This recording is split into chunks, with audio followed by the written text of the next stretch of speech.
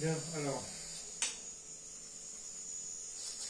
Donc là, j'ai mis un angle sur le gyroscope. J'espère que ça se voit bien, oui.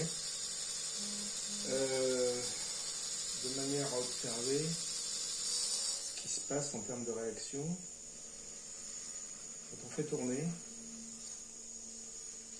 Voilà. Donc là, en fait, le gyroscope prend de l'avance de phase. Il a envie de s'élever. Il y a deux phénomènes en fait. Il y a le fait que le bras a envie de s'éloigner du centre. Et ce phénomène-là se produit aussi lorsqu'il n'y a pas de gyroscope, mais ça se passe dans l'autre sens. On va essayer de le vérifier. Voilà. Donc là, on voit que le système prend du retard de phase, parce qu'en fait, il cherche à s'éloigner, mais en fait, ce qui est le plus simple pour lui, c'est de s'en aller par là.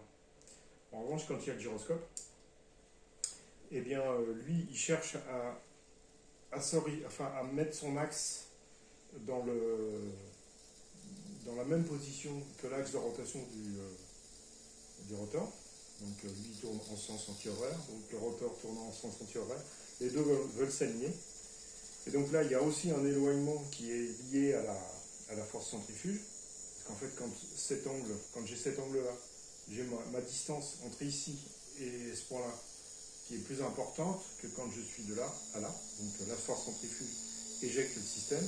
Mais là, préférentiellement, grâce au mouvement du gyroscope, je ne sais pas si le gyroscope est assez rapide là, et bien en fait, on crée une avance de phase. Voilà.